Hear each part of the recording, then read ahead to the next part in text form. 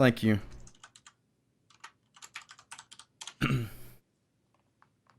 Well, Skibbenham's broke obs. We all know what Rule 1 is. Type it in my channel, see what the fuck happens.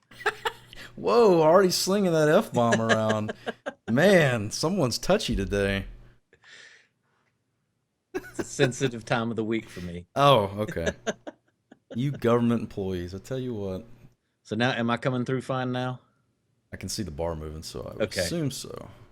Weird. Very strange. Oh well. At least we figured that out before we got halfway through the show. Alright, so now we really have to get this moving. So this is kind of it's kind of been a long running thing. It's just had some recent developments, but a little bit of background for those that don't know. A, who Peter Molyneux is, B, what Godus is, and C, what Curiosity was. Peter Molyneux was behind some of my favorite games growing up as a computer gamer. Populous, Dungeon Keeper. He was kind of the Black and White would be the other big one. Forefront of the God that games. was a good one too. Yeah, yeah. He was the creator of the whole God game genre for the most part. He's also been recently better known as Fable and complete ruination of great names, because that's what he is now. I think it was back in my notes up here.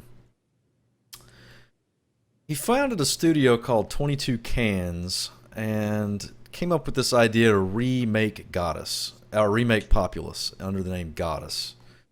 It was a kickstarted game. It got full kickstarting status in 2012 with about $800,000 in pledges. Which, I mean, that's no small amount of cash to be talking about. No, not at all. If you employ 40 or so programmers and such, that's not that much cash, though. And that's kind of what it turned into.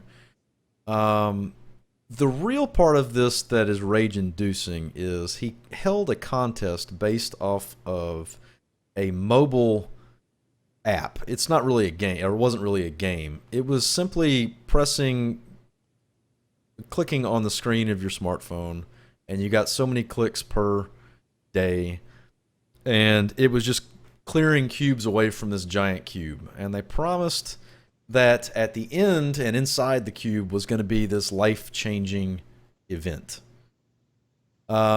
It went on for, I think, about 6 months, 8 months, something like that. And this 18-year-old guy, Scott Brian Henderson, ended up winning the thing.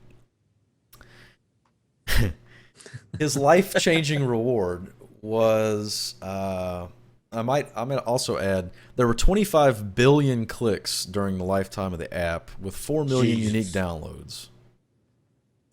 The winner was not based on how many clicks you ever did, so it wasn't like you were managing your time smartly. It was just whoever clicked the last one. That's it. So it wasn't a game, it was an app. Yeah. The guy that won got a call from Molyneux's team and got flown out to their development studio and kind of given some VIP treatment. Keep in mind, this is an 18-year-old kid. He didn't know who the hell Peter Molyneux was. This was in 2012, 2013. Molyneux's height was back in the mid-90s. Yeah, his best stuff was far behind him. Exactly. This kid wins. He's promised that his reward is he's going to be made a god in the game. He's going to be like this over god that's over all the other ones, and he gets to dictate decisions in the game development, things like that. Who gives a shit? A. B, he was going to receive a percentage of the profits that the game made. Now, that could potentially be pretty amazing. I've got the contract, or at least a part of it, and the final contractual amount he was to receive was a royalty of 1% of the total revenue that the game made over its lifetime. Now, it was initially developed as a PC game. They very quickly pretty much threw that in the garbage can and made it into a mobile game for the most part. Mobile games don't receive a ton of revenue unless they break out huge. Yeah. So, long story short, this studio, 22 Cans, has hired a new CEO. Molyneux has basically gracefully taken the money and walked out the back door. Again. And this new CEO is now left trying to pick up the pieces. He's made a bunch of promises. He's going to get back in touch with this kid that won, who's now 21 years old, by the way. So it's now 2.5 years later. He's going to get in touch with him and make things right. Now, I think that's commendable. It sounds like a bunch of business speak to me, because how do you make something right when you can't even afford to get the game out? Yeah. Uh, Just give them a bundle of money, maybe. they don't have money to give. That's the problem. They're barely making ends meet since it did release, not a final build, but it has released for mobile and has been out for a while, and they're saying that revenue is enough that it's keeping them afloat. They're not making money. It's gone from like 40 employees down to 8. Jeez. Molyneux is now heading up a whole other project somewhere else called The Trail. No one knows what the hell that is. It's going to be Fable 6 or some bullshit like that. I bring this up as a rage point for me because, like I said, I loved those old games. Populous was amazing. Dungeon Keeper they still try to emulate Dungeon Keeper to this day, and they can't do it. Yeah. EA did release that Dungeon Keeper mobile game that garnered them a lot of hate because it was nothing but a microtransaction mess, like all mobile gaming for the most part. Someone's got to stop Molyneux. I don't know if it has to be me. I guess I can do it. You gonna go Batman on him? He needs to be stopped. The guy makes all these, and even in Fable he was doing it, makes a bunch of promises, which all studios do. Destiny, Bungie has made a bunch of promises. But man, you look at something like this that's kickstarted with $800,000, and then you look at what we were talking about at the end of the last show, which was Star Citizen at $86 million. Yeah. And then you've got another one that I think it'll make it, but Shenmue broke $6 million. Shenmue did. You have the one funded by Castlevania director. That one broke $6 million, I think. The Banjo-Kazooie kind of reimagining, that's gotten a bunch of press. I can't remember what that one's called. I was never a big Banjo-Kazooie fan, but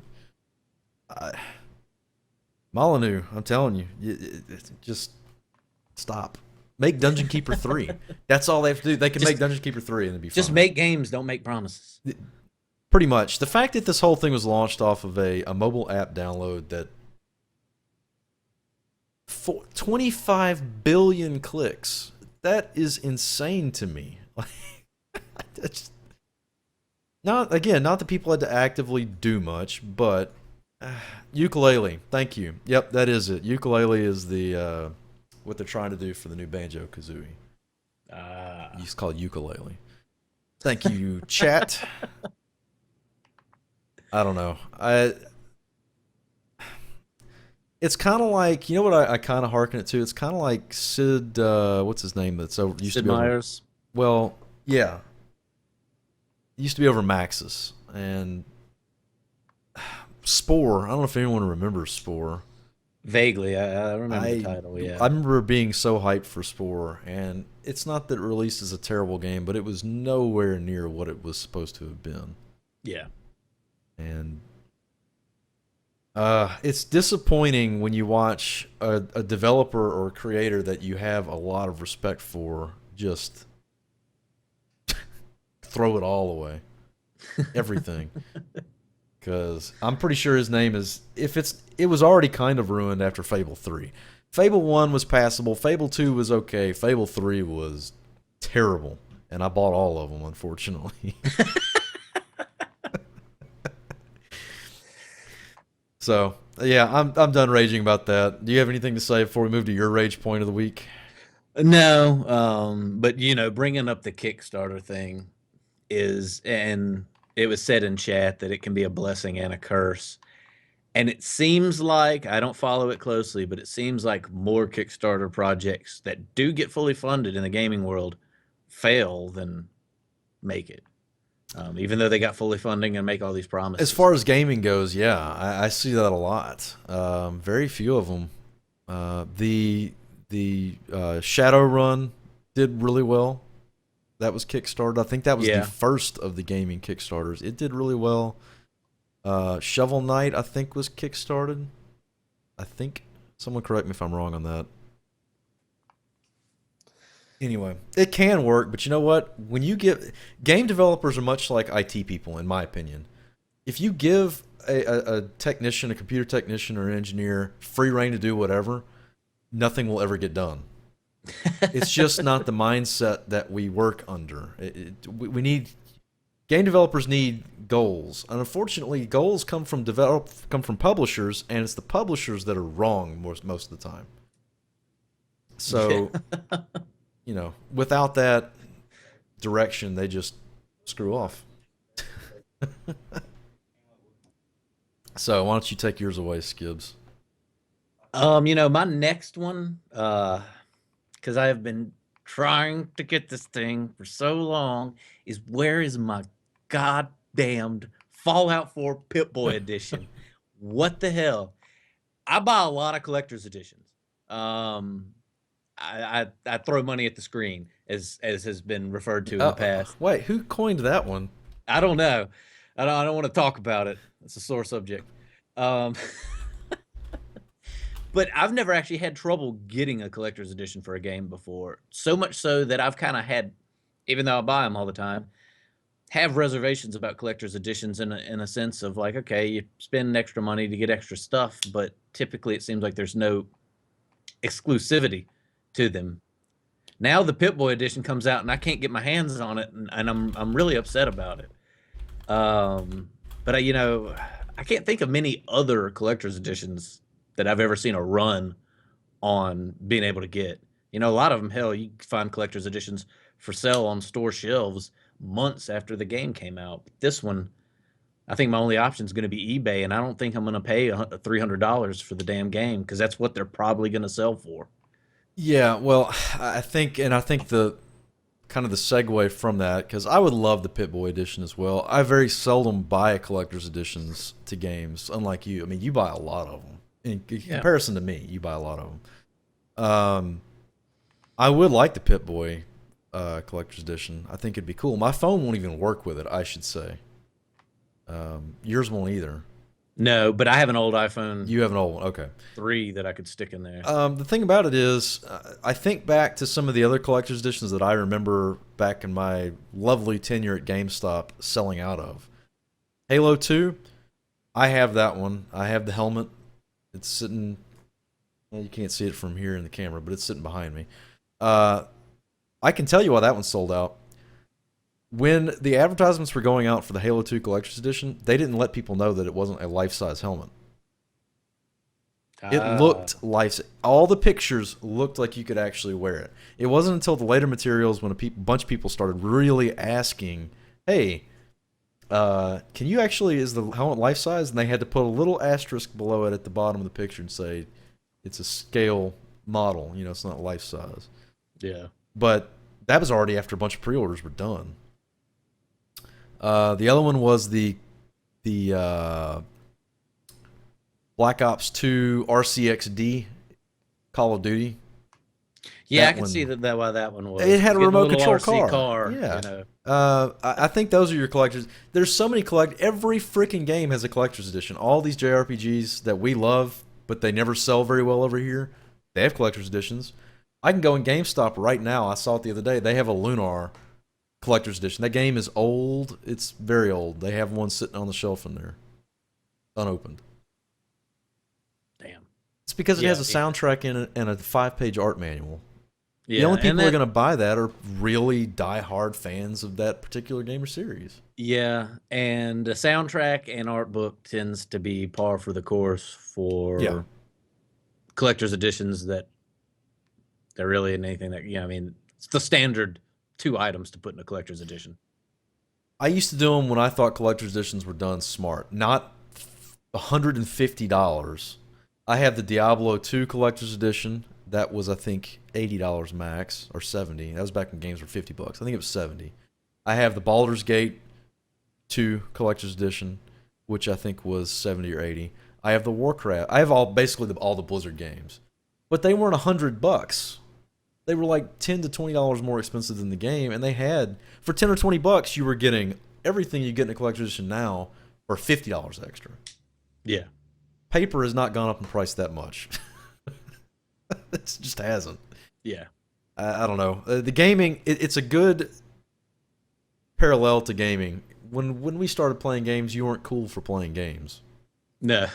Now, gaming is as big as Hollywood, so everything's more expensive. It sucks. Yeah. So, good luck finding your Pip-Boy. Yeah, I got like a feeling to see eBay it. is going to be my only route, and I got a feeling I'm not going to pay the prices that other people are willing to pay to get them off of eBay. So I have a feeling I'm not going to get it. Yeah. Maybe they'll come out with a digital collector's edition that'll have some exclusive in-game items. See, I hate that though. I hate in-game items that aren't just costume. If it's just aesthetic, fine.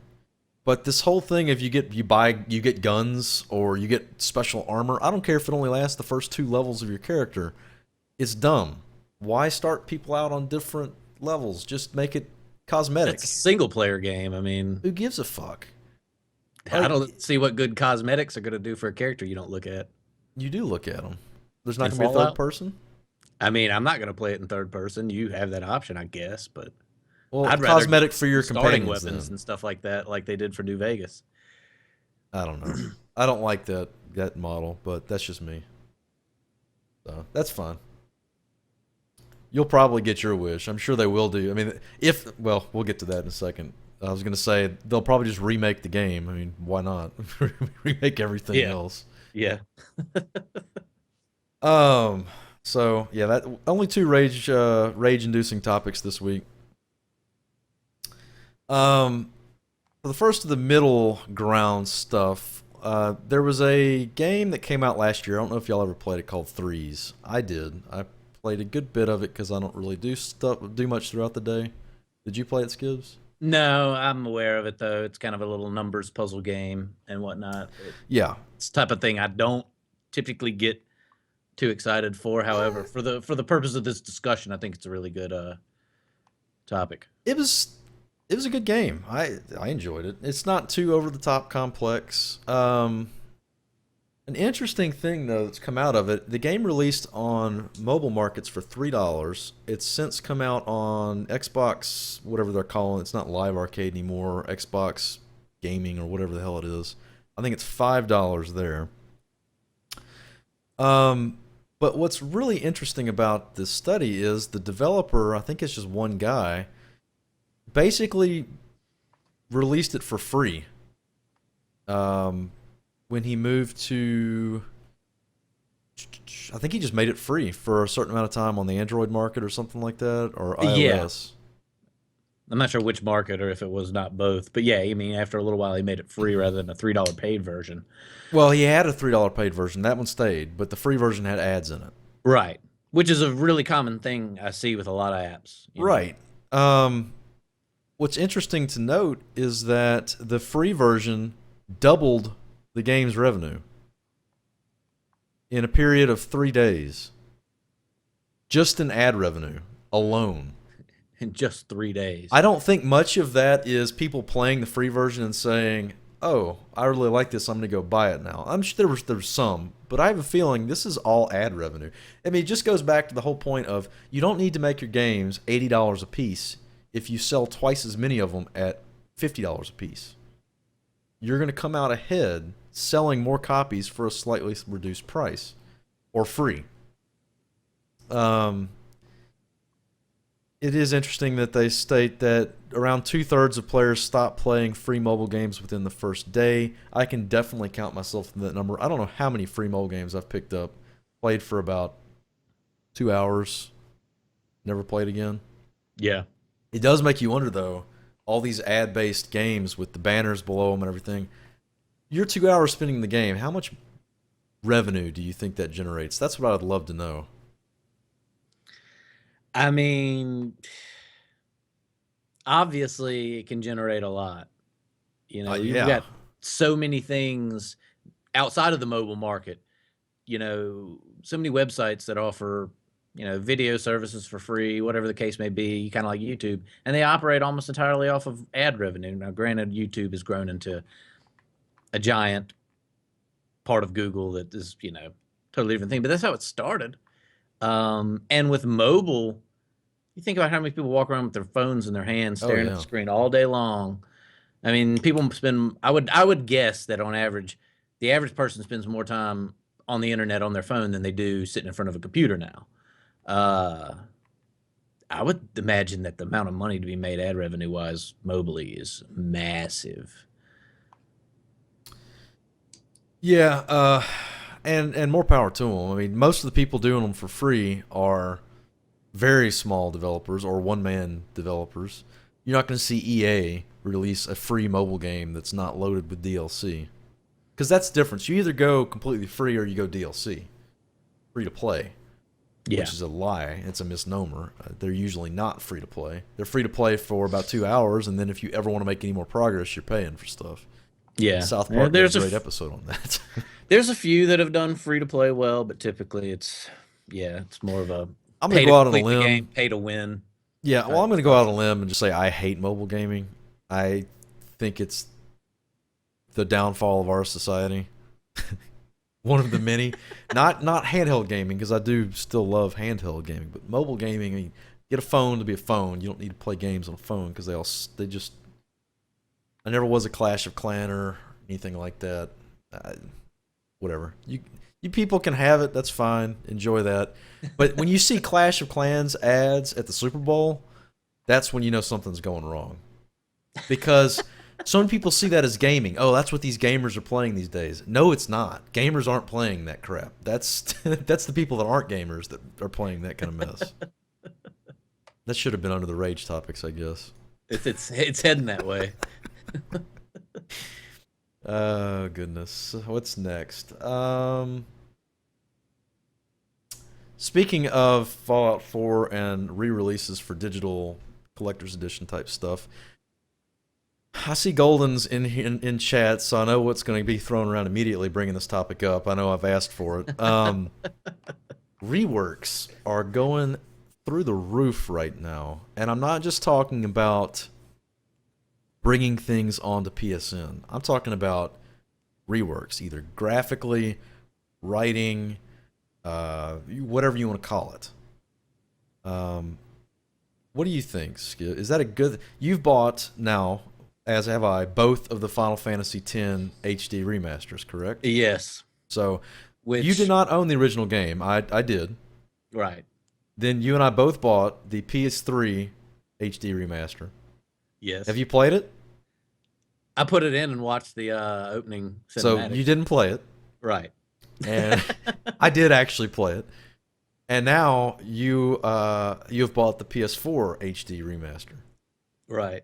Now, part of my motivation for buying an HD remaster again was so that I could have the one with the original Original soundtrack and the soundtrack. freshest graphics for streaming purposes. Uh huh. Outside of that, I don't think I would have bought it again. And it me and you have discussed it. Does put a sour taste in my mouth that they didn't, since PS4 had been out for a while. It wasn't like the system came out after the fact. Why they didn't offer the option to buy a PS4 remaster the same time they did the PS3 and Vita remaster? Because it's Square, and they need all the money they can get. I mean, look, it's my favorite RPG company ever, but they don't make much money. I said that when we were talking about the E3 conference. For the amount of games that Square deals with, they're one of the lower revenue companies out there. But it's infuriating. They should at least offer to, spend $20 on the PS4 remaster, something. If you already own the PS3 one, I mean. Yeah. I did play through the first 10 when I bought the remaster. And the first thing I noticed, which is going to throw off a lot of people if they don't know this, it is the international version, which means there's no lip syncing. Did you know that? No, I did not. Yeah. So the cutscenes are not lip synced because it's the international version. They only updated the graphics to the international version, which did not include. It's not the English release; it's the international Yeah. release. So your cutscenes have Now, unless they've changed it for the PS4 release, I did not read that specifically, but for the PS3, there was no lip sync, which is more disjointed than you would think it would be because we're used to it at this point. Yeah. The second thing about it is I noticed the soundtrack. Soundtrack was completely different for the most part, and it sucked. So I will much prefer playing it with the original soundtrack. It's got one of my favorite songs in the world on it. I don't know. I'm of the opinion re-releasing something is different from a rework, in my opinion. Yeah. I think there's three categories. Like there's just pure re-releases. We've re-released it and it's basically original state for a new system. There's remasters, which are reskins. And then there's actual remakes, which aren't that common as far as I can tell, although Final Fantasy VII, the remake would fall into that category. Well, they're calling that a reimagining now, I think, is what they're reboot. Yeah. Yeah, reboot, remake, reimagining. But something where you're actually like rebuilding it from the ground up, redoing things completely. I got mixed opinions on it. I feel like they are remastering and re-releasing a lot of games that don't necessarily need it. At the same time, there are games that they are re-releasing and remastering that I'm happy. I don't know. It's kind of like the syndrome Hollywood has right now. It's like, let's remake everything. Lack of originality. Lack of originality. I don't think all remakes are bad, remasters, whatever you want to call them, and whatever categories you want to put them into. I don't think they're bad inherently. But when you're doing it too often and you're not spending enough time working on new IPs and things like that, that seems bad to me. Well, a good example brought up in chat. The Tales of Grace's F that I'm finished, but I'm playing the Future Arc recently. That was a release. In other words, the game was originally released for the Wii. They wanted to bring it to the PS3, much like Star Ocean 4 was a re-release. It had never been released on the medium it was on. They added some stuff to it, like an extra dungeon, which Namco's really good about doing, adding extra dungeons and post-game stuff. So that's not really a rework. They just tacked some extra stuff on for people that hadn't played it on the initial one, or I should say rather to get the people that played it the first time to buy it again. But for new people, it was all new content. Yeah, that would be a fourth category, I guess, because that's just a release outside of the medium that the game was initially released on. I'm playing through Suikoden 3 right now on PSN. That is a re-release, technically. But it's more of a port over to PSN, which is the important thing to me. I wish that's what I'd love to see.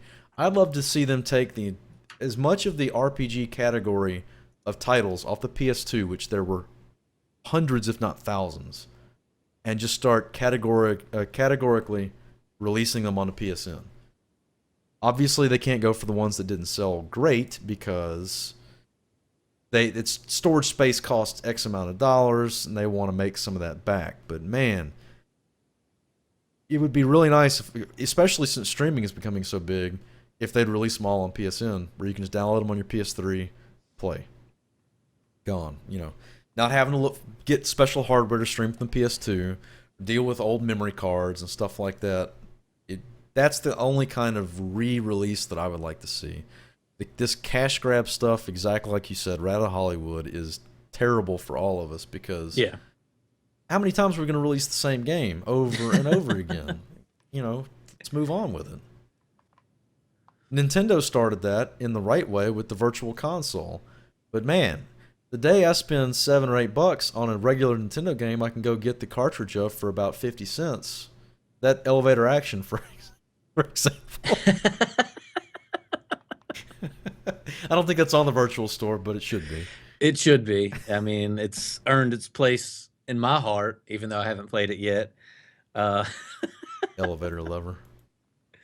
Hey, what can I say? I'm not going to say what I was about to say. Never mind. All right, so next. Xbox One. Why don't you start that one off? Xbox One, there's been some stuff that's come out here recently about, the Xbox One's push to have Xbox One to PC streaming and PC to Xbox One streaming. of I guess Windows games. And one of the things that some people with Xbox have started saying is to do PC to Xbox streaming properly, they're going to have true proper support for a mouse and keyboards. And in my mind, the first thing that rings is being able to use a mouse and keyboard for playing games. For me, that would be the best for playing shooters on console, because I've gotten a lot better with the controller for playing shooters on console, but it's not a mouse and keyboard. But that aside, I guess that's not really the question that's as big in my mind as to, if Xbox is going to do it or not. Is that a good thing, for them? Is it a good thing for consoles to start breaking into having, multiple controller types, multiple accessories for inputting to the system, more of a PC type standpoint where you got control pads, flight sticks, keyboards, mice, a billion different kind of every, you know, input device you can think of? Is that a good thing for the console market? I can definitely say for people that think they're good at first person shooters on console, they don't want to start playing with people that think they're good with a keyboard and mouse. That's definitely not going to be fair. But at the same time, part of me really does wish that consoles would adopt more of an open-minded look towards additional hardware for the systems. I don't know. I'm very split on it. I mean, obviously the console controller manufacturers would love this to happen, right?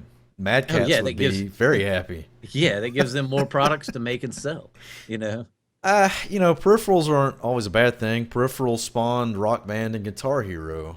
Uh, but that being said, if you're talking about cross-platform stuff, you can't have someone working sticks and someone working mouse and keyboard without the game being designed to be controlled both ways. Yeah. Perfect example, and I did not know this until someone may still be in this chat had me get back into Final Fantasy XIV. I've been playing Final Fantasy XIV on a controller, or with a controller on my PC, and I find the control to be just as good as it is with a mouse and keyboard. Well, and here's one to throw up as well that I kind of had the similar experience with. Granted, I played it with mouse and keyboard on PC and then played it with a controller on PS4, but Diablo 3, I was extremely shocked and pleasantly surprised about how well Diablo played with a damn controller. Honestly, it feels better on PS4, I have to It say. really It really did. does. You're not clicking everywhere. Now, your targeting is not quite as precise, but again, the game is designed in such a way that you don't have to be uber precise with your targeting. Yeah. So, I don't know. Here's the other thing when you're talking about the Xbox One in particular. Xbox is designed by Microsoft, which is it's a PC company. They have a gaming division, but everything they do is PC. It's computers. It doesn't surprise me they'd want to integrate keyboard and mice into. They want you to have an Xbox control everything in your house outside of your computer. Yeah. It doesn't surprise me that Microsoft is going that way. But at the same time, I can see Sony really not going that way. I don't know. And then again, I mean, you can for limited things, you can hook a mouse up to your PS4 and it'll do stuff. Yeah, I think that's got to be controlled at the game level more than anything else. I don't know. You get into that whole conversation about dumbing games down for the console. Just to bring up one title in particular, The Witcher 3's graphics, that was a huge uproar. It's beautiful, but they were dumbed down because they wanted to draw a little bit less of a line between console and PC. So you're sacrificing uber end graphics on the PC to make the difference between the two not look quite so bad, which I don't agree with at all. But let's face it, console gaming has kind of taken over a lot. Yeah, it is definitely stepped up. Granted, it seems that, from my limited time on this planet playing video games, it seems like it goes back and forth. the PC will get real dominant, real dominant, real dominant, and then the console market makes a big push and climb. And then PC, and it seems to go back and forth. And I think right now we're in one of those phases where the console market is really shining. I don't know. We'll see what happens when the Steam machines start rolling out hardcore. Um, I'm interested to know how that's going to work. Honestly, that's going to bridge the gap between Yeah, PC and console gaming a lot. yeah. Which that's another question that some people may want to debate: is bridging the gap between PC and console a good thing? Is the Steam box, and I don't mean a good thing for the gamers themselves, but a good thing for the market? Is the Steam's machine really a good thing for the gaming market as a whole? I don't know, but it is weird to see the lines blurring more and more when they used to be so solidly separated. I'll make a note of that because I think that would provide for a good discussion Yeah. next week.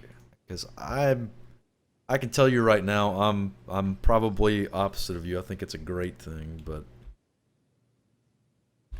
I'm not saying I don't think it's a great thing. I'm saying right. I'm really on the fence. I don't know. Yeah. I'm undecided. Well, Granted, one thing I'll always throw out about Steam, anything Valve does up to this point, whether it be their controller or the Steam boxes, they've proven me wrong many, many times in the past when I thought they were going down an endeavor that was not going to work out. yeah. Well, we agree on that one. I mean, all right. Moving right along here. Um, there's been a lot of talk about this, at least in my channel lately, due to one or two people that are big into fighting games. I did, however, watch the Evo a lot. Some of the Evo fighting tournament matches, specifically Street Fighter 4 over the weekend, and was quite entertained by them.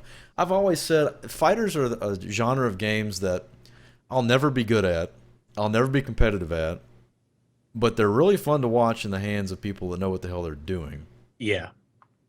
If y'all haven't watched a good fighting game tournament, man, they can be just crazy. Yeah. That being said, I used to play fighters all the time. Soul Calibur 2 is my favorite of all, out of everything. Then they ruined that series for the most part. But I think I agree with you 100% because we've talked about this before, and the fact that it's really hard for me to purchase a fighter now because everything's online. Yeah, and to me, I don't know, for some reason, playing a fighter online, like I tried it with was it Tekken 5? They released a free online version of it, and I loved Tekken. I'm not gonna say I was great at it, but I loved it. And I don't know, it was just there was some kind of magic lost about not being able to sit in the room with the other people you're playing the game with, and something goofy like winner stays on the sticks, and like you play until somebody beats you, and then you Mm. pass the control, and that kind of stuff. That was always where I had the most fun playing fighting games, sitting around by myself in a room, playing against AI or playing against some nameless person somewhere. It just doesn't do anything for me. Yeah, it's just not the same. I 100% agree. I have fond memories of Smash Brothers for 8 hours at a time.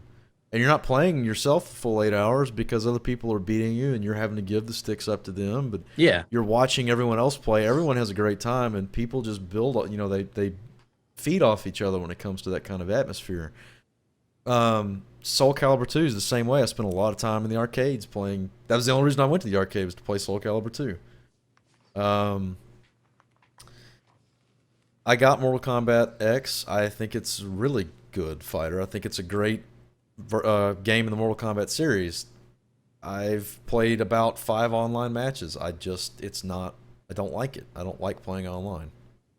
Um, so it kind of goes hand in hand with just couch co-op going away. We've sacrificed graphics for the cutting of couch co-op from pretty much everything, which kind of sucks. Yeah. It's going to hurt us. We can only really stream. The Tales series still maintains couch co-op. Zillia, I'm pretty sure, still had it. I think it did. I I don't could be I wrong, don't really remember if it did or not. but um, just to talk very shortly about Evo in general, I think it's very interesting that Super Smash Brothers is now considered up there with Street Fighter and Persona. The Persona Arena Ultimax is considered Yeah. up there. There's a lot of people vying because you still got King of Fighters, you still got all of the old school franchises. Street Fighter V comes out this year, I think, is what they're planning on. Uh, Man, it's just there's a lot of fighters out there. I didn't realize how many AAA franchises are sitting on the market when it comes to fighters right now. And that's the other thing. I watch. If you want a great example of why pros are way better than or way different to watch, if you watch Super Smash Brothers pros play and then you play a match yourself, it's like you're playing two totally different games. There's a completely different move set that they use. I swear, it's like they have different buttons on their controllers.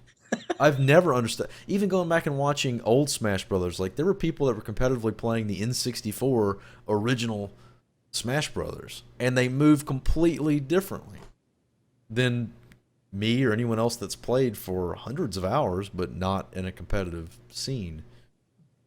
It's just people that study the game. Yeah, they take it to such a ridiculous level where they know that to perform attack A, it's gonna take this many animation frames, and the ability to block it will fall into this other number of animation frames, and so you get on Yeah, with this crazy ass timing and stuff like that. yeah, That is far beyond anything I could ever w- want to try. I don't know. I don't think I could. I never could get that good at one of those games. I don't know if I'd want to try to get that good at one of those games. yeah. Well, and that brings into question the last part of this topic. I want to quote. They ran some commercials during Evo for a game called Rising Thunder, which is going to be a PC fighting game. Obviously, preferred to have the controller, but it's supposed to be just as accessible on keyboard as it is on a controller. This is being designed from the ground up for PCs. It's a robot-ish anime-style fighting game. But I want to quote one of the lead guys. He is actually his name's Seth Killian. He is from. He was a former community manager at Capcom with their fighting games. He's very well known in the fighting circuit. He's done some announcing. He's a former lead game designer for Sony Santa Monica Studios. Big name guy. He's heading up this Rising Thunder, and I want to quote him real quick because I thought this was funny. Um, it's going to be a free to play game, also, by the way. Free to play is not a fun thing to say because there's so many shitlords using the term for games. Figured that would get you. There's so many shitlords using the term for games that make people hate things, but we're inspired by games like Dota, where you never pay for gameplay. You could play this game forever and not pay us a dime, and that's fine. We just want people to play and have a good time. We think there's plenty of evidence that you can build a business around that. We really don't want to sell gameplay, and we think we figured out how to do that. It's basically out of fear that you monetize a different way. Now, that is the perfect way, in my opinion, to think about free to play. Dota has a great model for it. Look at how much money Dota is generating for Valve. It's insane. The International is the biggest prize pool for competitive gaming still, based off of a lot of donations and everything else, and community funded gear that you put in that's cosmetic only. Yeah. Again, um, here's what they're trying to do with this game. They're taking all of the quarter turns and full circle turns and ABBY stuff, and they're basically making a new. This is the way I feel. It's basically a Smash Brothers. Each character has special moves that are based off of a one button press. That's what Smash Brothers does. The B button is your special for whatever character. Different combinations of directions with the B button do different things with your special. But they want to take this into competitive fighting games, not its own genre like Smash Brothers kind of is, but as a one-on-one 2D fighting game. Take all of the technicality or all of the walled technicality out of fighting games, the complexity in button combos and rather simplify it down and leave the technicality in reflexes and knowing your opponents and knowing your own way you want a combo. I think it's a great idea. I don't know if it's going to work, but I'm interested to see how it ends up. I applied for the alpha or beta. I don't remember if it's in beta yet, but go ahead. Let's see. And me, I think I'm a little on the. I don't think it's necessarily a bad idea. It depends on how the game truly turns out. But as you say that, they are looking at it to be in with the ranks of a lot of the classic 2D fighting games that are so complex in their combo systems, and technical nuances for performing moves to the best of their ability and things like that. I don't know if it is a good thing to be simplifying, taking down that roll the controller, roll the stick this way and press these buttons in this order type of. It definitely makes the game easier. I don't know if I think that's a good thing. I have the fear of that being and turning into a thing of where they're just dumbing the game down. Yeah, but Now, let me ask you this. Smash Brothers does it well, but the game it's really, in my opinion, so much different. But okay, but if just because you have complex controls doesn't make the game any easier or harder. Well, they've done studies about some of these pro fighting games players that are at like 99% on all of their special moves as far as whether they can pull it off under duress, because the muscle memory and the practice they can do these crazy quarter turn whatevers 99% of the time. So is there really a need for it to be complex then? The only people you're barring out of being able to play the game are your more casual players. Well, but to me, if a game is truly competitive, I think there needs to be that stiff learning curve. Why? But why in the controls is my question. Because why not have the stiff competitiveness based off of your technique or your knowledge of the game or your knowledge of characters? Well, being able to I feel like that's part of the technique and knowledge of the game, is having practiced how to perform these moves consistently. It's cool, but I wouldn't say I disagree. I don't think that it's It just seems like it's dumbing down to me. You're making it easier for everybody to be able to do the same moves the same amount of time.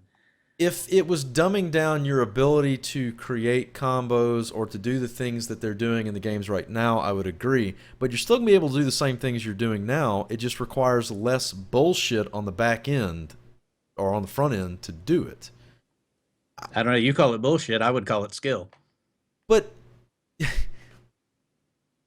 is it really skill if they have a 99% chance of doing it? How many people have a 99% chance of doing it? That's where I think the skill lies. So being able to be good enough to do it 99% of the time, not 25%. But if there's anything MOBAs have taught us, is that you can have a bunch of people at a high level of competitiveness correctly without difficult control schemes or super complex gameplay.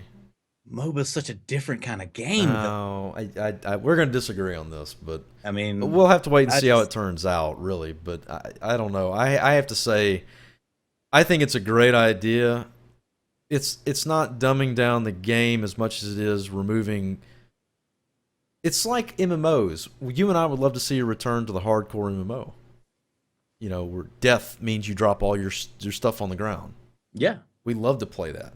We're in a super small minority, but we'd love to see it. There are a couple coming out. I need to put those for next week's topics too. The two that I know of. That's great. But is that necessary for a good MMO? No. No, WoW dumbed down MMOs. It has now, but when it first came out, it didn't. It became what was known as the MMO for really good reasons. And they simplified a ton of stuff in WoW. They did simplify a lot of things in WoW, but at the same time, it was the huge MMO because so many people bought into it and so many people played it. But I wouldn't say it necessarily means. I think it's the best. That's the best competitive approach. One more point I want to bring up. More accessible. One more point I want to bring up, and you can counter if you'd like. One of the things they talked about a lot, because like I said, I was watching Street Fighter 4 for the most part during the Evo stuff this weekend. I don't remember the term. Maybe someone that's in chat that knows fighting games really well can remind me of the term. There's certain 2 or 3 characters in Street Fighter 4 that are considered fast, for lack of a better word. They're super speedy, low damage characters, button mashers for the most part. Now, you're button mashing at a pro level. We're talking about really pro. But those guys got way less respect than the super technical guys, and the reason why was 9 times out of 10 they lost, even though they're on a super fast character. And the reason why the commentators were saying they lost was because typically people that play the more button mashy characters do not know the actual technical aspects of the gameplay as much because they're used to being able to pull off all these crazy 30-hit combos over and over and over again. But for someone that knows how to technically play the game and knows how to counter that kind of stuff, they got torn apart almost every time that I saw it.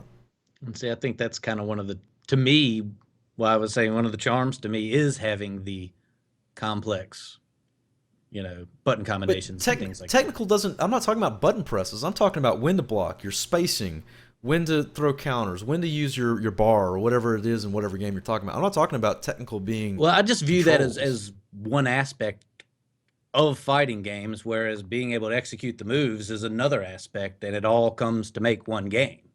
Whereas this other game, they're making it I a think lot you're going to be easier. surprised.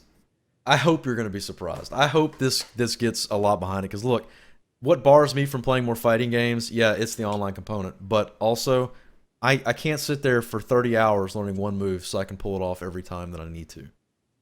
That cuts me completely out. I mean, yeah, I guess on a time-based thing, yeah, I don't have the time to do that, but that was one of, like Tekken, for example, learning the moves and sitting there and practice them was one of, and then being able to execute them when fighting against somebody else that wasn't just a AI or whatever, was one of the most rewarding things about those games for me. We'll see. Here's the other thing I want to point out with that though. When you're watching someone else play it, like online or stream or in a tournament, fashion, you're not seeing them input the moves. You're just seeing the screen.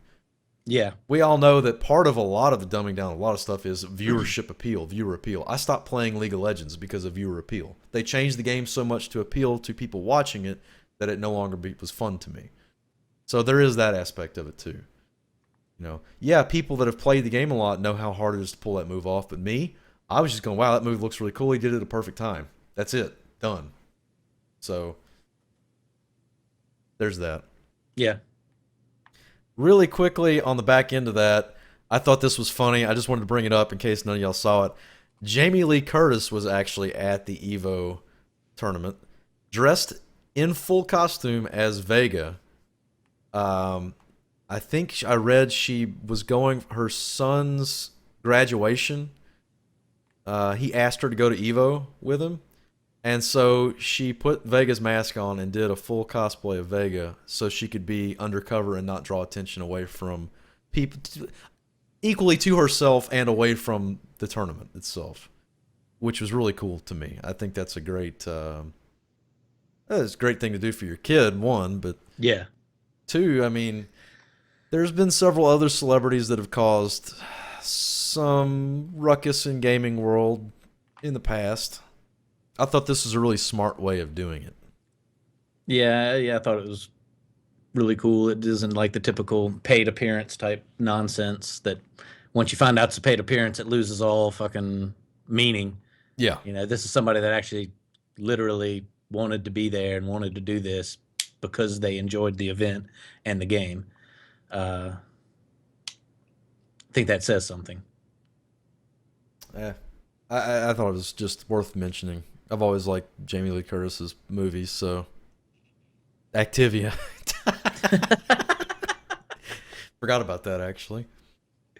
All right, last of our main programming. I don't know if anyone's seen Choice Chamber. One of my streamers that I follow has been playing it.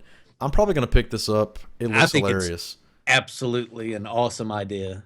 So if you're not aware, I would encourage you to go on Steam and look up Choice Chamber. Basically, what it is, it's built for streamers. Twitch has actually, it was a Kickstarter game. It did not meet full funding. Twitch paid for the rest of it. They zeroed out all the other funding. It's a game built around Twitch streaming. Throwing a permit up there. Uh,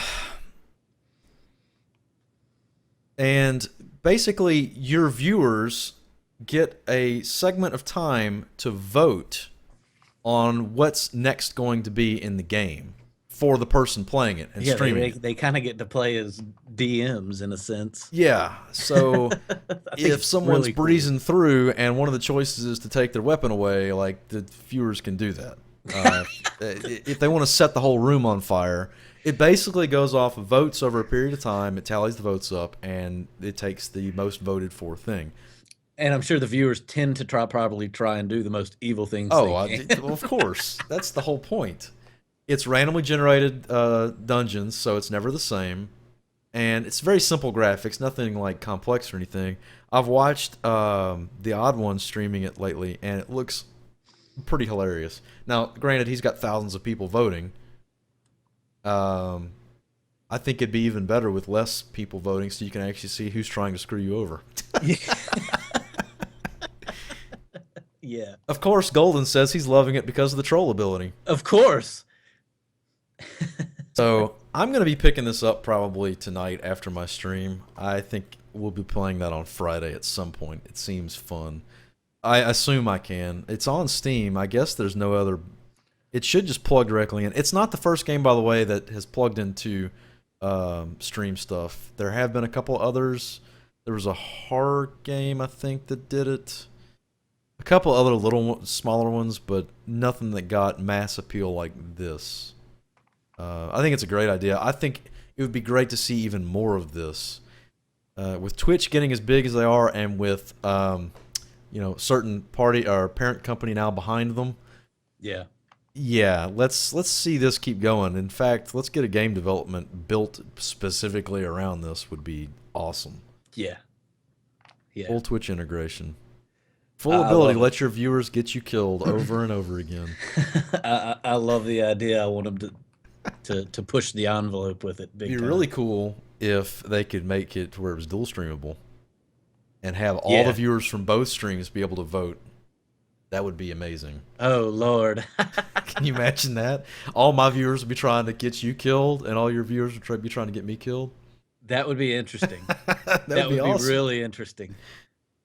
Yeah, I can get behind that idea. It's great. Yeah. All right, so that moves on to some of the. We're gonna move this into the end portion. We did get a couple of very good viewer questions last week. I don't think Charcoal's here. He usually works later than this, but he did come up with a very good one. Charcoal, by the way, has known Skivin and I for several years, back from playing Counter-Strike with us. Yeah. So, Charcoal's question was related to the state of the FPS genre, the first-person shooters. Basically, what's a shooter fan to play these days? Counter-Strike Global Offensive has made a pretty triumphant return to esports, but Call of Duty and Battlefield are staying relatively quiet. In the multiplayer shooter realm, there honestly isn't anything big out there, and I argue Destiny doesn't count, possibly Splatoon. Just want to know, I just know you two have been big shooter buffs at one point or another. I want to know what you guys think about where the genre is going. You know, he definitely Counter-Strike Global Offensive has made a big return to esports. It's at the end of Counter-Strike Source's tenure and the beginning of Counter-Strike Go's release. Counter-Strike as a series, really, because I mean I was deep into it at those times. Let me stop you there, and I want to point something out. When Skip and I graduated from high school, I was playing nothing but Counter-Strike. I was a Quaker. And Skibbenheims hated Counter-Strike. He thought Counter-Strike was the bane of mankind. Well, it's because I was a Quake player. Wait, no, I was a hardcore. You Quake thought it player. was terrible, and you made fun of me for playing it all the time. Because I was a hardcore Quake We player. go I off don't to know if college. you realize that, but the Quake 3 community as a whole We're a bunch of adopted assholes. towards hating Counter-Strike. We go off to college. It wasn't a game for men. We meet again several years later, and I find out he's spending 10 hours a day playing Counter-Strike. And got pretty damn good. I at least like to believe. But I mean, Quake 4 was a flop. ID dropped the ball on what was a great online shooter series, in my opinion, competitive online shooter series, and Counter-Strike was what was there to pick it up. So I gave it a shot, and I ended up getting good at it. And it is, I mean, right now it's the biggest shooter there is. Biggest BP, competitive shooter there is. yeah, yeah. BP and Joe Rogan. Yeah, Joe Rogan ran Quake 3 servers. I used to play on his servers. Uh, but now, you know, Counter-Strike, Go is really big on the competitive scene. COD is still around. You know, I really don't know how Battlefield does on a competitive basis. I know a lot of people play it for fun. Pretty non-existent. Yeah. And Call of Duty itself it's on a decline. Granted, they're still selling, you know, top 10 game sales, you know, top 10 number of titles sold per year every time they come out with a new Call of Duty, but it's less every year. Well, Less. let's talk about They're not doing non-competitive. anything with it. Let's talk about non-competitive shooters. Non-competitive shooters. You know, shooting genre has been one of my favorite genre of games my entire life, but I can't say that I think it's doing too good right now. I feel like it's fallen really, really far. You have some gems that come out once in a while. BioShock Infinite, I loved that. Uh, Fallout 3 and New Vegas, which are first-person shooter slash RPG games. Love those. But then past that, man, I mean, you got like, I'm not saying they're horrible games, but like Shadow Warriors, entertaining for a few hours, and it's probably an 8-hour playthrough. The new Wolfenstein, as far as not the newest one, when they did the first remake to Wolfenstein that they did, what, a year or so ago? I mean, it was First remake to Wolfenstein? not the first remake. That was back in like 2006. Yeah, no, not. You're talking about the Return first remake to the reboot of Wolfenstein, which was recently, in the last couple months. Was it the New Order or whatever? Yeah. Yeah, they had the New Order, and the New Order was pretty good. Then they made another A expansion. more recent one. It's a reboot of the reboot, is what it is. That's seriously what it is. The most recent one I heard was not that good. It's terrible. It had a lot of bugs. Yeah. But it's like the biggest problem is Prey, and this has been going on in the first person shooter genre, single player wise, for a long time, in my opinion. They're almost all the same. I mean, run through corridors and shoot stuff, and I don't know what I expect them to do with the genre as I sit here and kind of talk about it downtroddenly. But outside of ones like BioShock Infinite, which to me had just such an amazing story and environment, and was debatably still another RPG slash FPS kind it of. had some yeah, no stats, but you not did as have, heavy as Fallout would right. be. Yeah, I don't know. I don't know what to do with the genre to make it as great, in my opinion, as it once was, but it definitely. Well, I do. I know exactly what to do, and I blame the fall of the shooter Twitch based. I'm not going into the RPG FPSs because that's a whole different hybrid. I'm talking about just straight first-person shooters. It all started with Doom 3, to me. The fall started with Doom 3 because when Doom 3 came out, they went for the story and ambiance over straight run and gun, twitchy action. And then everything went that way. Everything became all these plots and stories and, oh, we got all these complex lighting mechanisms. That's all great, guys. I get that. You know, fine. I don't want to play... If I'm going to play through a good story, I'm going to play an RPG. I'm not going to play a first-person shooter. Yeah, BioShock was really good because of the writing, but honestly, as a shooter, I didn't think it ever played that well as a shooter. I played it because it was a good game, but it wasn't a good shooter. I don't know. Infinite had its really hectic moments. I'm going back that I really loved. Same with the original BioShock, but also part of what I think the original BioShock had that played in its favor is it also had that horror element. Well, that's your ambiance. That's your environment. You know, holy shit. Okay. You know, I think there is a place for the ambiance and the writing and whatnot, but I think you definitely are onto something by saying abandoning great shooting mechanics and a hectic feel of gameplay. And this scares me because there's a new Doom coming out. Doom is my favorite FPS franchise outside of Doom 3, and well, and You Yeah, know, it scares me too. And something I read on it was, Carmack, he departed ID, correct? yeah, like Something early yeah, on in the development of that, apparently they had worked up some stuff that they had shown to him before he had left. He had hit the door and all that. And I think before it had actually gone over to Bethesda. Because from what I understand, this newest Doom has been through kind of one of the scary situations of multiple development cycles and starting over. But basically, they showed him what they thought of they wanted to go with the game, showed him some gameplay and stuff. And apparently, in a meeting, he got pissed off and he said, God damn it, Doom is only supposed to be about fucking shotguns and demons. that sounds about right. I Yeah. mean, that is I enjoyed. It's not that I didn't enjoy Doom 3. It just wasn't Doom. They should have called it something else. It had the same monsters and the same guns in it, but it didn't play like a Doom, and it didn't play like a Quake.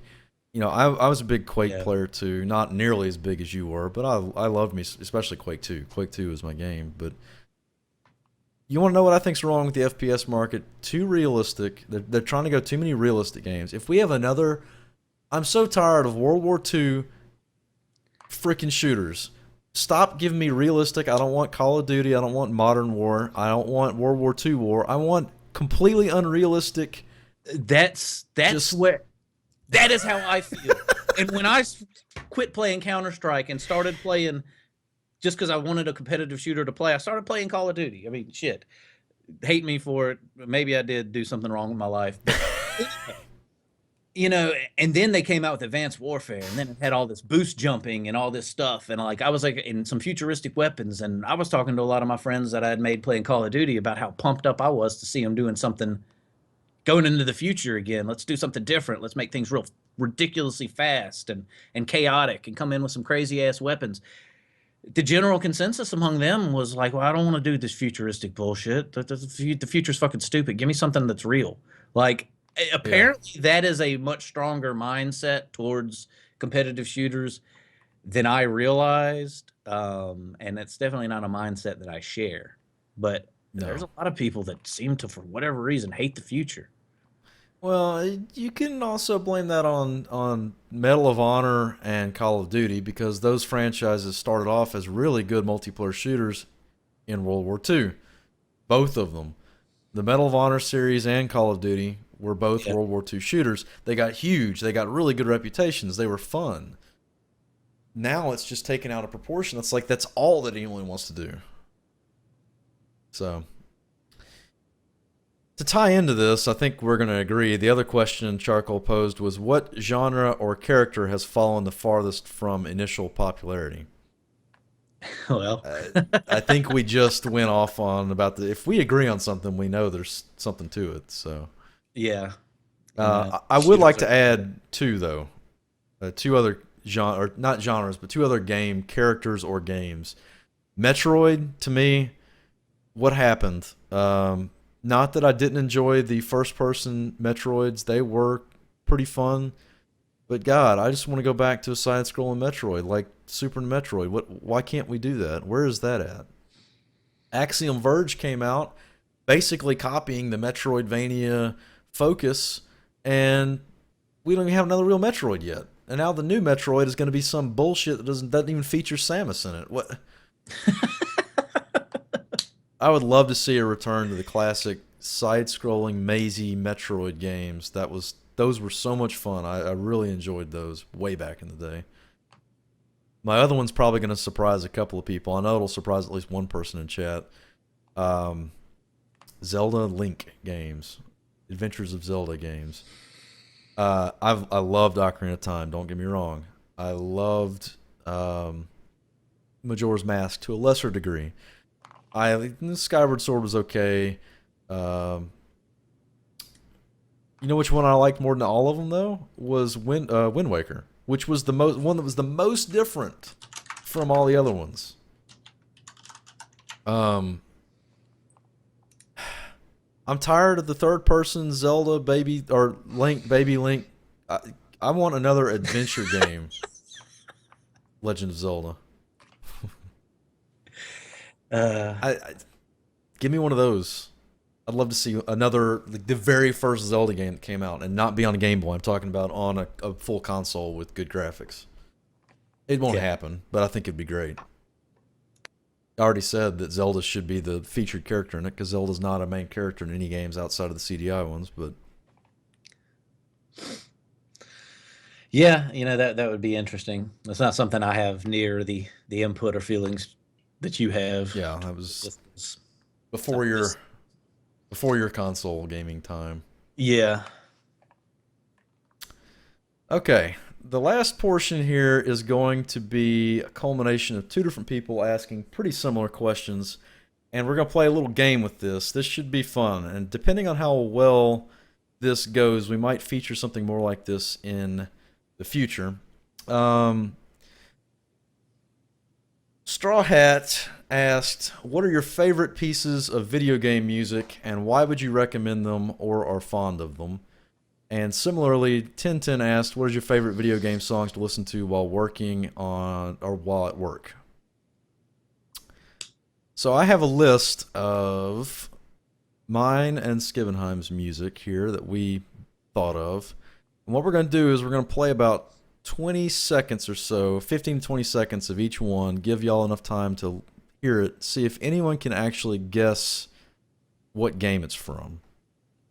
There's no prizes or anything. This is just for pride. Pride. Prizes may be something we do in the future. Yeah. For future little guessing games and whatever the hell we come up with. Exactly. So, we have, let's see, I think Skivenheim's has 4. And I guess I'll start off with 2 of yours, and then we'll move to 2 of mine. Okay. Sounds fine. I'm going to mute this for a second while I get this queued.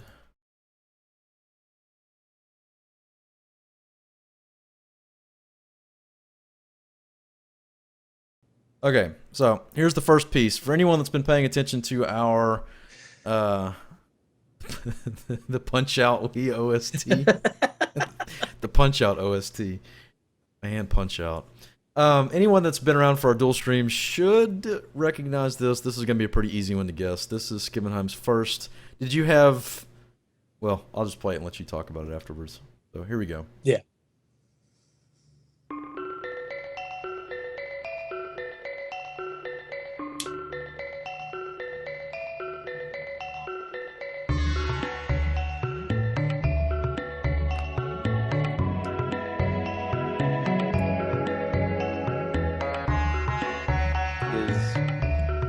Oh, I bet I can't hear it on my end. Oh, can you not hear it? Yeah, because I can only hear your mic. Well, we got the first sandstorm joke. I was wondering when that was going to come up. Yeah, it is obviously. I mean, every video game just needs to have that one song throughout the entire game, and we'd never have to make video game music anymore.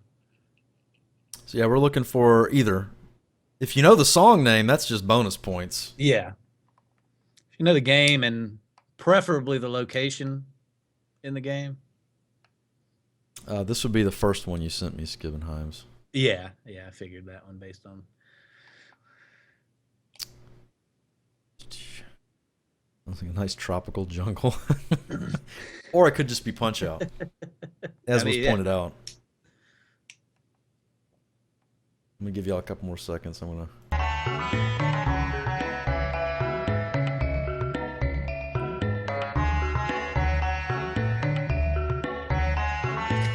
Here we go. Somehow this is going to turn into Sandstorm. I knew it. Okay.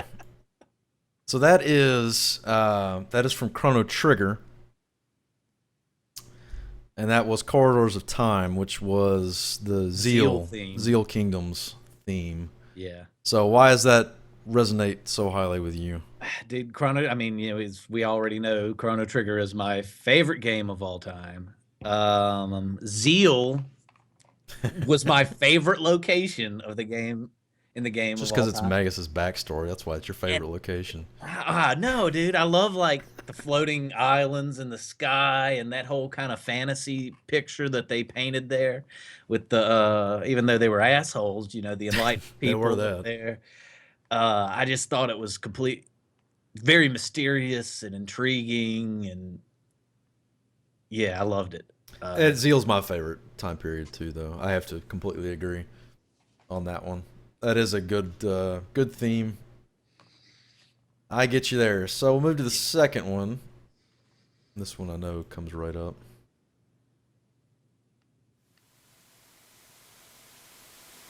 Is the volume okay for you guys?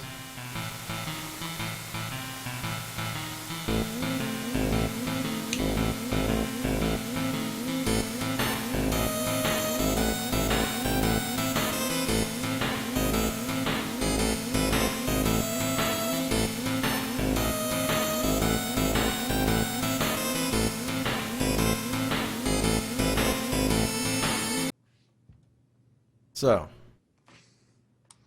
does anyone know that one? Actually, I would have needed to look that one up. I had totally forgotten that one when you posted it. Is it the second one that I sent you? The static's actually part of the song. Yeah. Yeah. Yeah. All right. Fresh Prince of Bel-Air themes.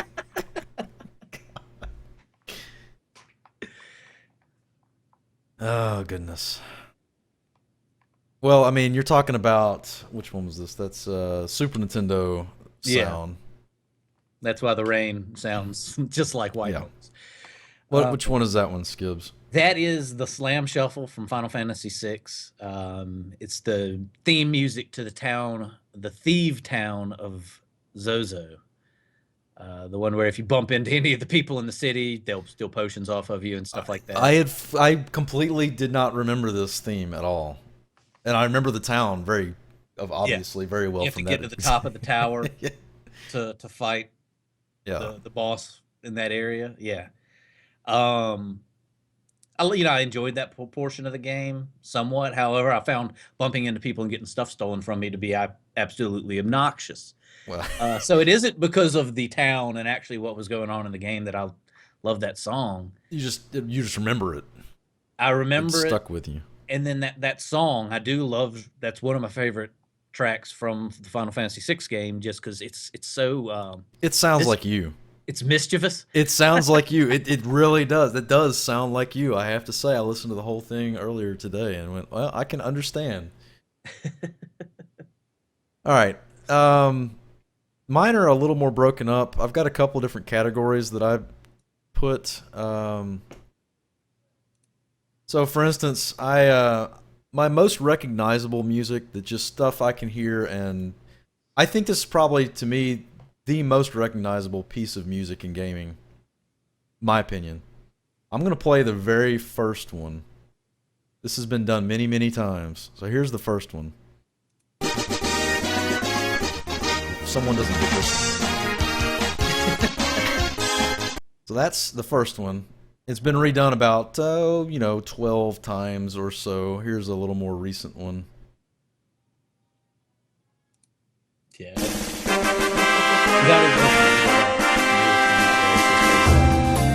It's been redone.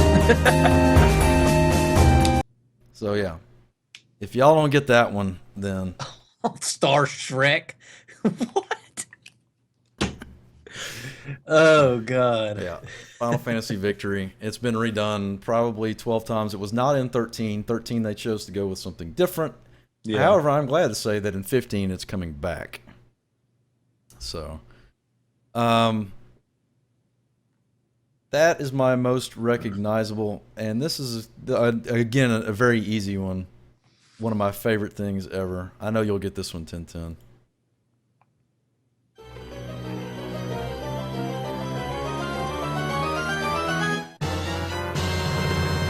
So, yeah. Everyone knows that one again. Very, very easy. I don't know. Something about those two just bring back really good memories. So, I know you can't hear Skibbs. That was... I have to kind of do a little strategic unmuting of the stream. Oh, is that what you're doing? You're muting when I go... All right, I'll cue you then. That's fine. That'll work. But I'm on a delay, so you're done listening to it by the time I'm starting to hear it. But whatever. It was Thriller. Good Thriller. Okay, so those were easy. All right, so here's my favorite piece of music. I have two from OSTs. So this is my two to contend with Skibbenheim's two. Is the boat music going to be here? First one.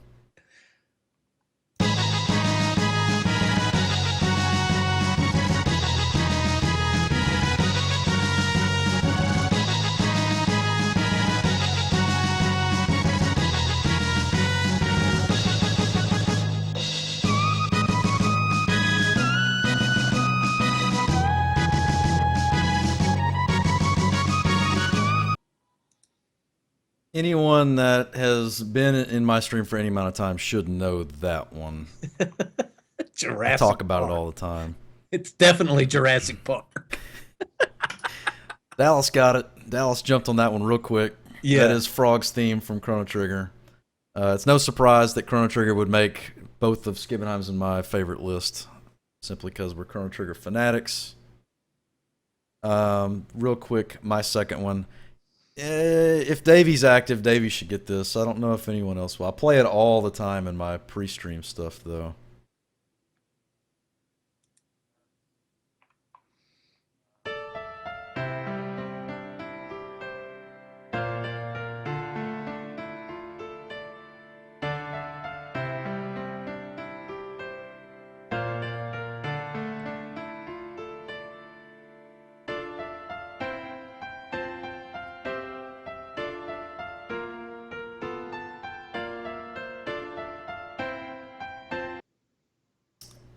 And I see a couple of guesses already on target with that one. Again, I play that one a lot. That answers my question for 1010 is what I play at work.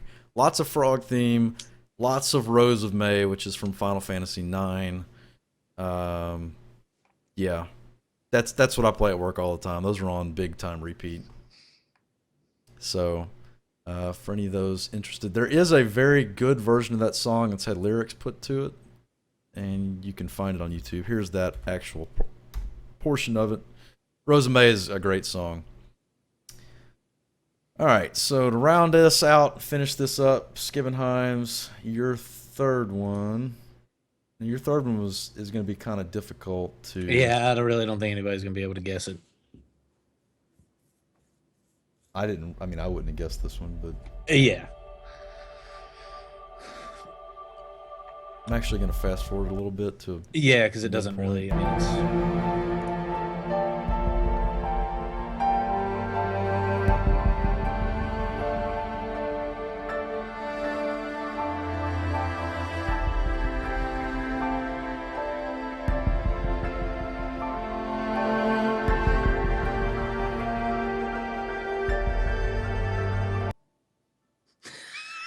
Reuse theme. From Punch Out 17 and Rick Rolls. Yeah. So what is that? That is from Mass Effect 2. That is the Reflections song off the OST. It's not that song, I guess, specifically. A lot of the stuff from the Mass Effect series in general, I love to listen to while I'm at work because it's calm, fairly ambient. In a sense, kind of Enya-like. But yeah, I find myself listening to the Mass Effect OSTs a lot at work. It's very orchestral, the Mass Effect stuff, which I think it's an interesting example of how gaming's changed, because when you go from the bit tunes of the early era, now everything's orchestral. Every game that comes out, the soundtrack is completely orchestral unless it's a retro game. So, all right. This last one, I have to agree with you on this one. I'd kind of forgotten this, but...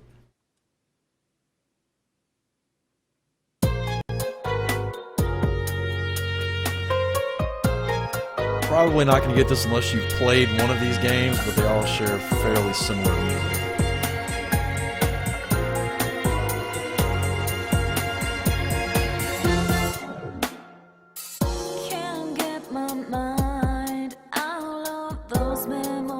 Yep, Darklink got it. Darklink gets it immediately. Yeah. And Saris. Yep. No, that's from 4. Yep. Saris, that's Heaven. Yep.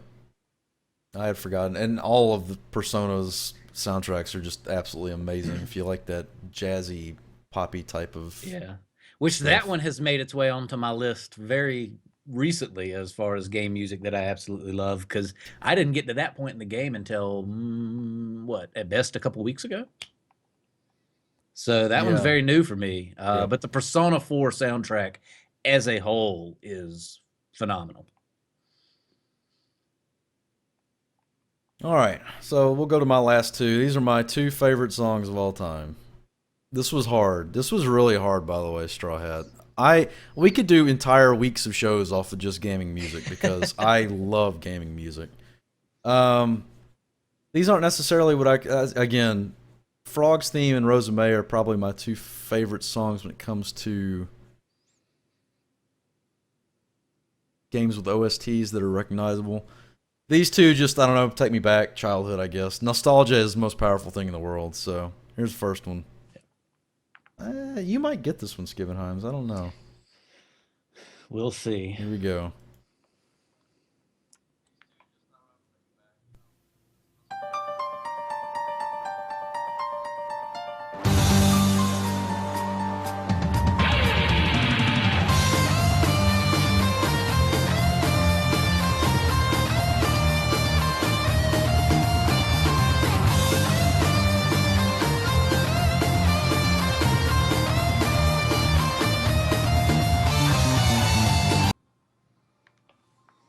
What you think?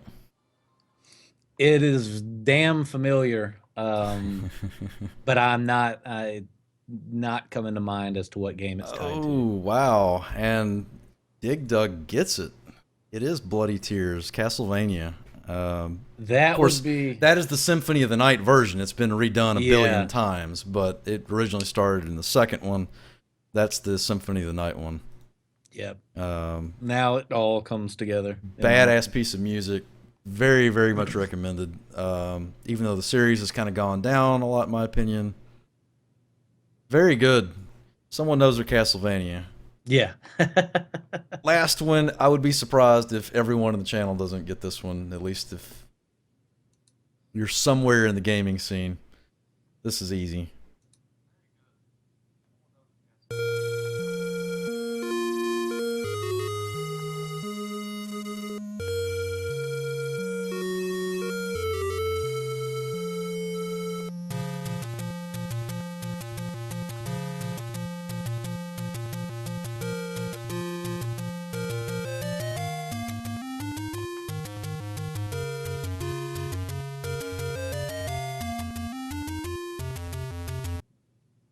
Yeah, that one should be, again, mine aren't difficult. That is the original, yeah. The original Zelda. I tell you what, that was a damn hard choice though, because my runner-up for that was Dragon Warrior or Dragon Quest One's uh, boss theme. Those were my first. Dragon Quest was my first RPG on the console. Legend of Zelda was the first real game that I fell in love with. So, yep. So I hope that answers your question partially, Straw Hat. Again, this is something we could do shows and shows and shows on. There's just so many categories of why I like this over that. I had to cut a bunch. Valkyria Chronicles, I had a couple of the categories. Most motivating music. Xenoblade Chronicles had some great pieces in it. We might circle back around to this a different time and do like favorite battle theme, something like that. Yeah, you could have like an actual theme to the music that we're going to talk about Right. in different episodes. Right. Battle themes, opening themes. Ooh, a good one would be you lose, die, start over themes. Game over themes. Yeah, that could be a really good one, That could actually. get interesting. Yeah. Hmm. You got probably one of the harder ones correct too, Dig Dug, I have to say. Yeah. All right, guys. So I'm gonna throw this email address up there. Of course, you can tweet at myself or Skibbenheims or send us Twitch messages, questions, comments, or suggestions for the next show, which will be next Wednesday. We're hosting it this week on Skimmenheim's channel. Next week it will be on mine, which is Twitch TV/Keldon. Look forward to seeing y'all there. It's been fun. Any quick questions? Because I need to get to my stream here. I'm a little bit late, but that's okay. Nocturne. And I haven't played Nocturne. That's one of the Shin Megami games I have not played. I'm interested in it because they keep talking about it while I'm playing P4, but every time I mention I'm interested in it, they warn me that it is extremely punishing. Yeah. The Persona series is the easy series. It is the easy series. I've played some of Digital Devil, and I've played... I can't remember the other one. There's so many that bear that moniker. All right. Well, I'm going to head over to my channel to continue some Suikoden 3. Yep. As soon as you toggle stream off, I will throw a host up to your channel. And you will be up tomorrow for some Persona 4. Yep. Oh, quick, since we got all you here and a lot of you guys are regulars, Saturday. Saturday will be the end of Chrono Cross, without a doubt. We're only got maybe 45 minutes to an hour left. We will be finishing up Chrono Cross, depending on how the whole... Twitch or the what is it called? Choice Chamber works out. I might play that some Saturday as well. Don't really know. When we finish Chrono Cross, we'll probably just occupy the rest of the night with something like Terraria, something we can play co-op. The following weekend, however, so not this Saturday, but the next, which will be Saturday, August 1st. First couch co-op. Yep. Skimmenheim is going to come over here. We are going to play Legend of Mana together.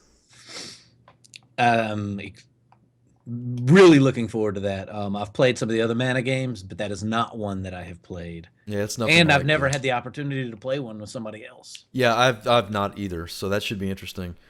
We are starting at 2 p.m. Central and playing until midnight, so it's going to be a 10-hour stream. God help us. God help us. 10-hour stream with beer. And Wheaties. We're going to need Wheaties to get that pulled off. No, you can bring your own Wheaties. I'm supplying beer. Then I ain't sharing my Wheaties with you then. So again, this Saturday, end of Chrono Cross, we'll play some Terraria. I'll get Skimmenheim's Killed a Lot, I promise, because he's never played it before. That's going to be humorous. And then the following Saturday will be a couch co-op. We'll both be broadcasting from the same room, one channel. It'll just be, I don't know, we haven't decided yet who's it's going to be on, but one channel, and we're probably going to die a lot, but it should be fun. So. Yep. I'm definitely looking forward to it. That being said, Skimmenheims, it's been awesome as always. You and your bear. I know you're a Teddy wannabe at this point. I am. Are you a Tipo wannabe? I don't know. Kind of getting confused. Do you think a Tipo wannabe would wear something as awesome as this? No. Maybe, because Tipo's awesome. Get out. God, this guy. All right, guys, we're going to sign off, and Skibbins is going to come over here and stab me with a knife, apparently. We'll be back next Wednesday with another installment of this, 5:30 Central. Thank you all so much. It's been fun. I'm going to go play some Suikoden now. Skimmenheims, you go fall into a bathtub. That's what I'm planning on doing. I figured. That's exactly what I was can't gonna wait. Jump out of here, run out of the room, and dive from as far as back as I can and see if I can make it in. Good deal. Take pictures. I will. I'll see you guys later. Have a good one. Have a good night, everybody. Actually, I'll see you guys in 10 minutes.